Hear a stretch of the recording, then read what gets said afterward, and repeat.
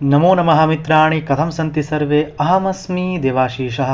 तो CUCET MA entrance exam के series में आज हम व्याकरण के बारे में जानेंगे। तो आज का ये सेशन आपके लिए काफ़ी हेल्पफुल और इन्फॉर्मेटिव होगा। तो इस वीडियो को लाइक कर देना और अगर आप मेरे इस चैनल पे नए हैं तो प्लीज़ चैनल को भी सब्सक्राइब कर देना। और एक बात, अगर आप CUET से JNU BHU आदि टॉप यूनिवर्सिटीज़ के लिए प्रिपरेशन कर रहे हैं तो मेरे चैनल पे CUET MA एंट्रेंस एग्ज़ाम से रिलेटेड एक प्लेलिस्ट बनाया हुआ है, तो उस प्लेलिस्ट के वीडियो से भी आप अपनी प्रिपरेशन कर सकते हैं। और एक बात, और ये जो PDF है आपको मेरे टेलीग्राम चैनल पे मिल जाएगा, जिसका मैंने लिंक वीडियो के डिस्क्रिप्शन में दिया हुआ है। तो आप उस लिंक के माध्यम से मेरे टेलीग्राम चैनल पे भी ज्वाइन कर सकते हैं। ये जो PPT है, इस PPT का श्रेय अभ्युदय परिवार के पंकज सर को जाता है। तो चलिए आज का ये जो व्याकरण का वीडियो है इसको स्टार्ट करते हैं।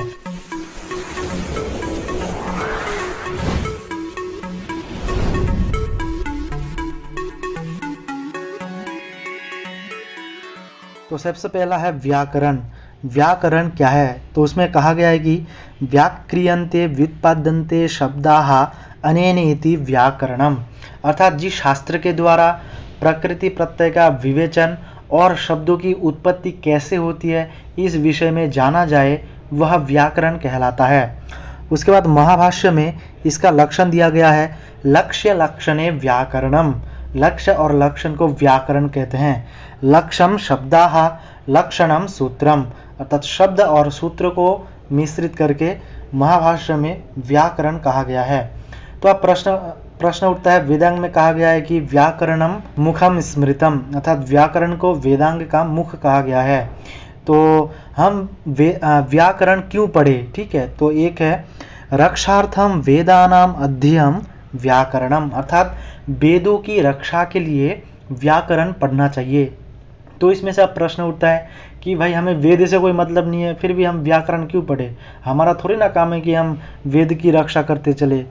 तो इसका उत्तर देते हुए और एक श्लोक में कहा गया है, यद्यपि बहु नादिशे तथापि पठपुत्र व्याकरणम स्वजनः स्वजनो माभूत सकलम शकलम सकृत सकृत, अर्थात इसमें एक पिता अपने पुत्र को कह रहा है कि यद्यपि बहु ना अधिशे पठपुत्र व्याकरणम तथापि, अर्थात हे पुत्र तुम ज़्यादा मत पढ़ो लेकिन व्याकरण को पढ़ो, क्योंकि स्वजनः स्वजनो मा भूयात्। स्वजन का मतलब होता है कि अपना, ठीक है, अपना। और जो स्व होता है उसका अर्थ होता है कुक्कुरः, अर्थात कि डॉग।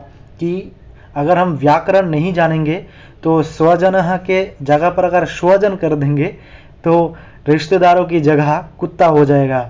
ठीक है, मतलब इस प्रकार से बताया हुआ है। ठीक है, सकलम शकलम ना भूत, ठीक है, इस प्रकार से बताया गया है। और क्या है, व्याकरण हम क्यों पढ़े? रक्षार्थम वेदानाम अध्ययनम व्याकरणम। उसके बाद है यद्यपि बहु नादिशे तथापि पठपुत्र व्याकरणम स्वजनः स्वजनो माभूत सकलम शकलम सकृत सकृत। ठीक है, उसके बाद व्याकरण के जो प्रयोजन है, 5 मुख्य प्रयोजन है। क्या क्या है? रक्षा ऊह आगम लघु असंदेयाः, ठीक है, अर्थात रक्षा ऊह आगम लघु और असंदेह, ये व्याकरण का क्या है? मुख्य प्रयोजन है। ठीक है, पूछा जा सकता है कि व्याकरण के मुख्य प्रयोजन कितने हैं, तो वो है 5। ठीक है, तो इसके बाद प्रचलित व्याकरण के हम नाम जान लेते हैं। तो प्रचलित व्याकरण है, सभी को पता है, पाणिनीय व्याकरण, पाणिनि द्वारा विरचित अष्टाध्यायी। तो पाणिनि को एकत्रित करके कुल मिलाकर 9 जो है वो व्याकरण प्राप्त होते हैं।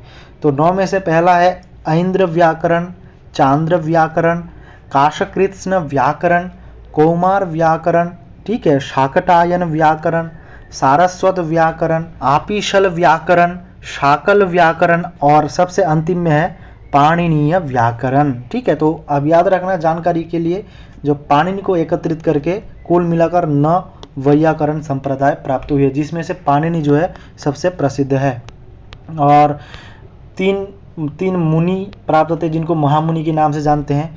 सूत्रकार के रूप में पाणिनि, वार्तिककार के रूप में कात्यायन जिसका अपर नाम है वररुचि, और भाष्यकार के रूप में है पतंजलि जिन्होंने महाभाष्य लिखा है।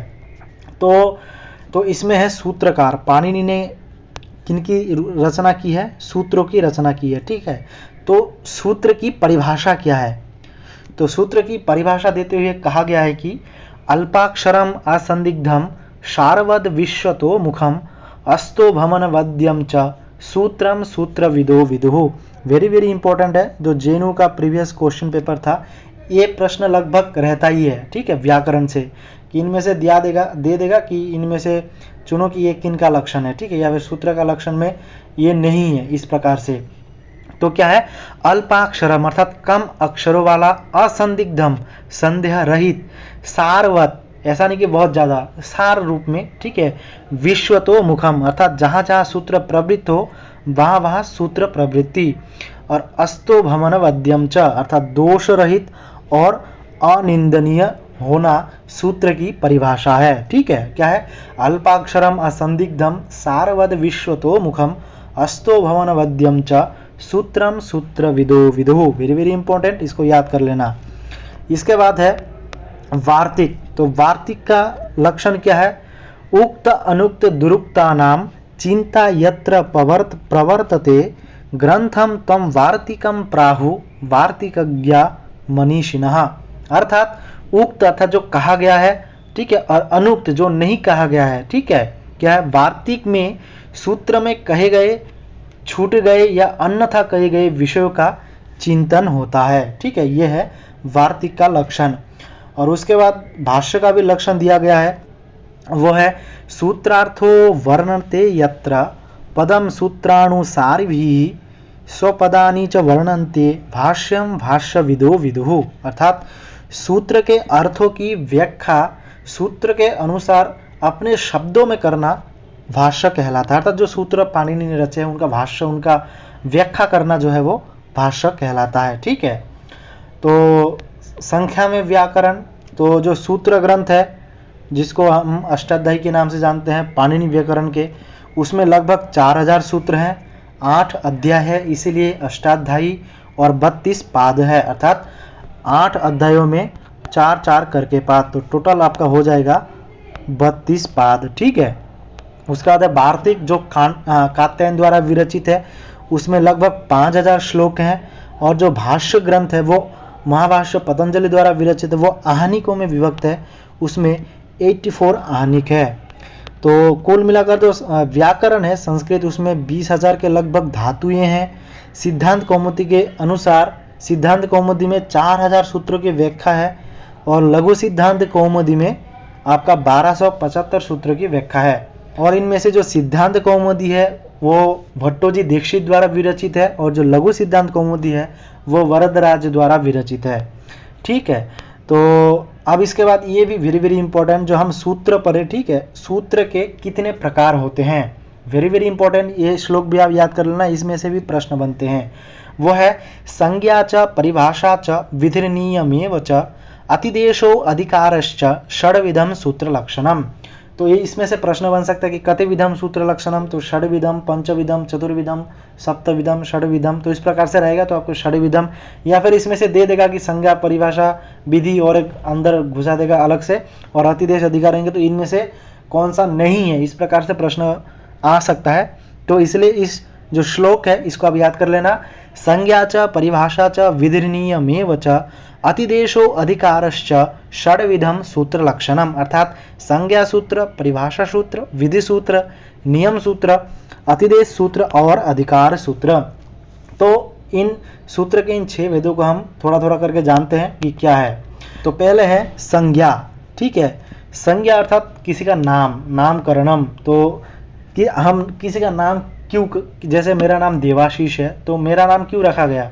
व्यवहार के लिए। ठीक है, ताकि क्योंकि मनुष्य तो बहुत है, हम ऐसे तो नहीं पुकार सकते ये मनुष्य सुन, ऐसे नहीं, तो लोक व्यवहार के लिए, लोक व्यवहार में सुविधा के लिए नामकरण किया जाता है। तो उस नामकरण का नाम है संज्ञा। ठीक है, तो इसमें क्या है?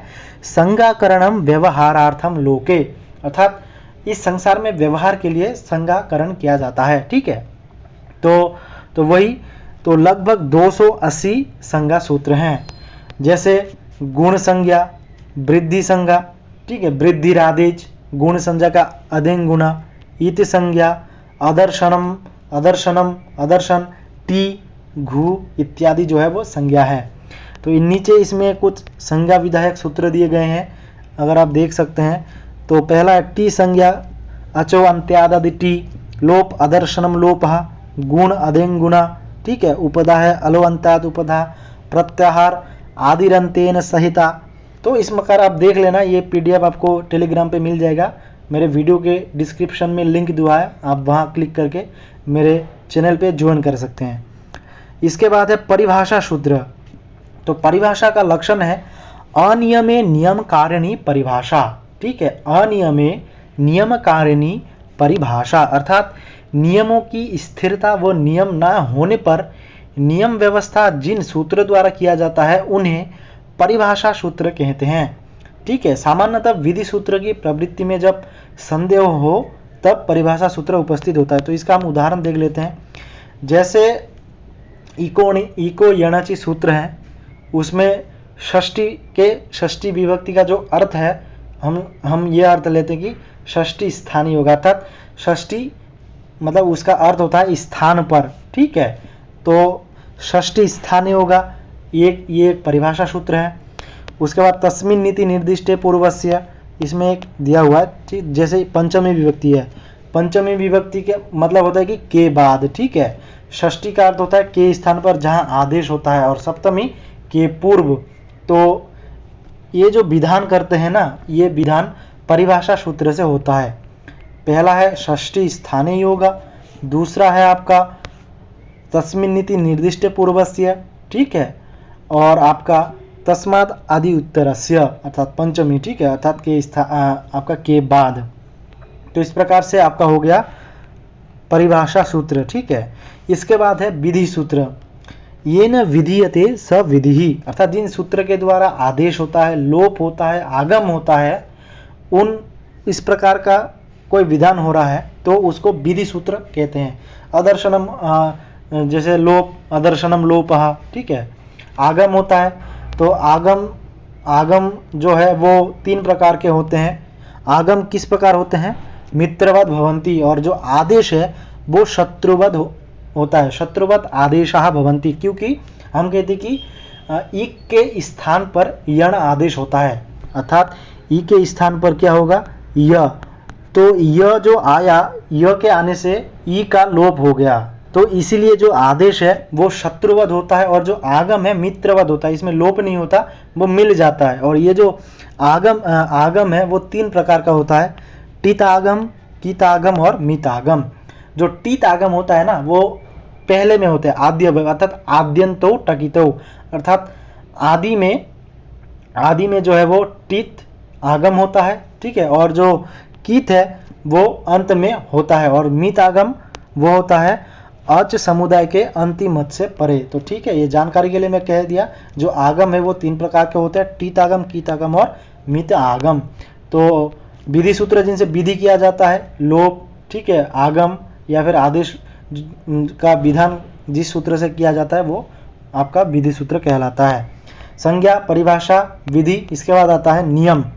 तो नियमन्ते नियश्चन्ते प्रयोगाः अनेन इति, अर्थात जिन सूत्र के द्वारा पूर्व सिद्ध नियम को पुनः कहा जाता है उन्हें नियम जो है सूत्र कहते हैं। अर्थात जिनका पहले ही पूर्व में ही कहा उक्त वो है पहले से ही, लेकिन उनको फिर से एक बार दोहराना जो है वो नियम सूत्र कहलाता है। जैसे पति समास एव, एच एक घ्रस्वादेशे इत्यादि जो सूत्र है वो नियम सूत्र के नियम सूत्र में परिगणित होते हैं। इसके बाद है अतिदेश। अतिदेश का है अतस्मिन् तद धर्मारोपः, अर्थात किसी में एक उक्त धर्म ना होते हुए उसमें उस धर्म का आरोप होना। जैसे त्रिज्वत क्रोष्टुः अंतादिवत च, तो इत्यादि ये आप याद कर लेना, देख लेना, ठीक है। उसके बाद है आपका अधिकार सूत्र। अधिकार सूत्र क्या है? स्वस्थले लक्ष्य संस्कार बोधा जनकत्वे सति स उत्तरवर्ती विधि सूत्रैक वाक्यतापन्नत्वम, अर्थात वे सूत्र जो अपने पढ़े गए स्थान पर किसी अर्थ का बोध नहीं कराते, लेकिन बाद में आने वाले विधि सूत्र का साथ मिलकर उनका जो अर्थ है वो बोध होता है। जैसे अगर आप अव्ययी समास में देखेंगे तो अव्ययी भावः, तो ये जो सूत्र है इसका कोई प्रत्यक्ष अर्थ नहीं है, लेकिन अव्ययी भाव के बाद जो सूत्र आते हैं वो अव्ययी भाव समास में परिगणित होते हैं। तो इस प्रकार से जो है वो अधिकार सूत्र कहलाते हैं। जैसे प्रत्ययः, परश्चः, धातोः, कारके इत्यादि जो है वह अधिकार सूत्र कहलाते हैं। और अधिकार के प्रकार, जो अधिकार है वो 3 प्रकार के होते हैं, सिंहावलोकन, गंगा प्रवाह और मंडूक प्लुति। ठीक है, तो आप वीडियो को स्किप मत करिए, पूरा देखिए, ठीक है, तभी आपको समझ में आएगा। और व्याकरण से तो प्रश्न रहेगा ही। तो महेश्वर जो व्याकरण है, व्याकरण का मेन है महेश्वर सूत्र। ठीक है, जैसे अगर मनुष्य को जीवित रहना है तो ऑक्सीजन लेना उसको अनिवार्य है, ठीक। व्याकरण जो है वो महेश्वर सूत्र के बिना आप कुछ नहीं जान सकते। तो जो महेश्वर सूत्र है वो 14 है, याद कर लेना, प्रश्न पूछ सकता है महेश्वर सूत्रानि कति, तो वो 14 है। ठीक है, वो क्या क्या है, अयुन, रिलरिक, एयोंग, आई औच, हयवरट, लंड, यमंग, अननम, झवय, घड़धश, जवगढ़दश, खफ, छटत, चटतव, कपय, शशर, हल। ठीक है, तो ये शिव सूत्र जो महेश्वर सूत्र है इनको शिव सूत्र भी कहा जाता है, क्योंकि नृत्यावसाने नटराज राजो ननाद ढक्याम नव पंचरावम की एक ऐसा कहानी है कि जब शिव जो है नृत्य कर रहे हैं और नृत्य करते करते अपनी डमरू बजा रहे हैं, तो उस डमरू की जो आवाज़ है, उन डमरू की आवाज़ से ये जो महेश्वर है 14 आपका महेश्वर सूत्र, इनकी जो है व्युत्पत्ति हुई है। तो इसीलिए इसको शिव सूत्र भी कहते हैं। ठीक है, तो उसके बाद है आपका उच्चारण स्थान। ये वेरी वेरी इंपॉर्टेंट है, इसमें से भी प्रश्न पूछा जा सकता है, इसलिए इसको ध्यानपूर्वक देखिए। तो जो स्थान है उच्चारण स्थान, तो उसका पहला सूत्र है अकुह विसर्जनीयानाम कंठः। तो अकुह अर्थात अ कु चु टू तु पु, कु चु टू तु पु, तो ये जो उ है कु चु टू तु पु, इनसे अर्थ है कु वर्ग, कु से कु वर्ग, चु से च वर्ग अर्थात च छ ज झ य, टू से ट वर्ग ट ठ ड ढ अण, तु से त वर्ग त थ द ध न, पु से प वर्ग प फ ब भ म। तो इसमें है अकुह विसर्जनीयानाम कंठः, अर्थात अ, कु से क वर्ग क ख ग घ अंग, ठीक है, विसर्ज अर्थात विसर्ग और ह, ठीक है, जो इनका जो उच्चारण स्थान है वो क्या है, कंठ वर्ण। उसके बाद है ईचु अशानाम तालुहु, अर्थात ई चू से च वर्ग, उसके बाद य और श, इसका जो उच्चारण स्थान है वो है तालु, ठीक है, तालु से श। उसके बाद ऋतु रसानाम मूर्धा, अर्थात री टू से ट वर्ग, ठीक है, र और श, इसका जो उच्चारण स्थान होगा वो होगा आपका मूर्धा। उसका बाद ऋतु लसानाम दंतः, अर्थात ली तू से त वर्ग और जो दंत स है और ल है, इनका जो उच्चारण स्थान है वो दंत होगा। तो तीनों जो श है इनका उच्चारण स्थान अलग अलग है, ठीक है, श, श और स, ठीक है, श, श, स, इसमें ध्यान देना। उसके बाद है उपपद्मानीयानाम औष्ठौ, अर्थात उ पू से प वर्ग और उपध्मानियम उपध्मानीय वर्ण, इनका जो उच्चारण स्थान है वो ओष्ठौ है। उसके बाद यमंगनानाम नासिका च, अर्थात जो प्रत्येक वर्ण के कुछ टुतुपु वर्ण के जो अंतिम वर्ण है य म अंग अंग अण अन्न, इनका जो उच्चारण स्थान है वो है नासिका, ठीक है।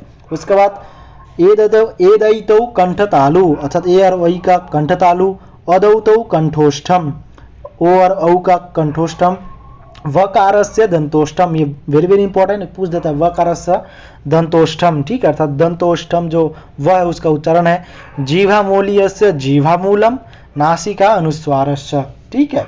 तो इस प्रकार से देख लेना, जो जीवामूल्य वर्ण है उनका जीवामूल उच्चारण होता है और जो अनुस्वार है, अनुस्वार का उच्चारण नासिका से होता है, ठीक है। तो इस प्रकार से जो है आपका उच्चारण स्थान है। उच्चारण स्थान से आप एक प्रश्न मान के चलिए, अगर ये याद कर लेते हैं तो एक प्रश्न पक्का है। इसके बाद ग्रंथ और ग्रंथकार देख लेते हैं। तो जो लघु सिद्धांत कौमुदी है वो वरदराज द्वारा, मध्य सिद्धांत कौमुदी ये भी वरदराज द्वारा, सार लघु सिद्धांत कौमुदी ये भी वरदराज द्वारा, परंतु जो वैयाकरण सिद्धांत कौमुदी है वह भट्टोजी दीक्षित द्वारा, प्रौढ़ मनोरमा भट्टोजी दीक्षित, शब्द कौस्तुभ भट्टोजी दीक्षित।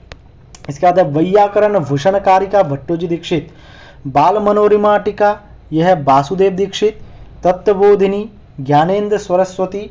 वैयाकरण भूषण सार कौंड भट्ट। और जो काशिका वृत्ति है वह बामन जयदत्त द्वारा विरचित है। उसके बाद परिभाषेन्दु शेखर यह नागेश भट्ट। बृहद शब्देन्दु शेखर, लघु शब्देन्दु शेखर, ठीक है, जिनमें शेखर और मंजूषा रहेगा वो समझ लेना नागेश भट्ट द्वारा, ठीक है, क्योंकि इनके दो आपके संतान थी, एक पुत्र एक पुत्री। जो पुत्र का नाम था वो शेखर था और जो पुत्री का नाम था वो था मंजूषा, इसीलिए परिभाषेन्दु शेखर, लघु मंजूषा। तो मंजूषा और शेखर ये ट्रिक्स है नागेश भट्ट द्वारा। उसके बाद है वैयाकरण सिद्धांत मंजूषा, ये भी नागेश भट्ट द्वारा। तो आई होप ये जो व्याकरण का सामान्य परिचय रहा आज का इस सेशन आपके लिए काफ़ी हेल्पफुल रहा होगा और काफ़ी इन्फॉर्मेटिव रहा होगा। और अगर आप ऐसे ही अपनी जो प्रिपरेशन है करना चाहते हैं तो मेरे प्लेलिस्ट को चेकआउट करना मत भूलिए। वहाँ सिलेबस के हर एक टॉपिक को, ठीक है, पूरी बारीकियों के साथ समझाया गया है, तो आप वहाँ से भी अपनी प्रिपरेशन कर सकते हैं। तो आज की इस वीडियो में इतना ही, मिलते किसी नए वीडियो में, तब तक के लिए जय हिंद, वंदे मातरम।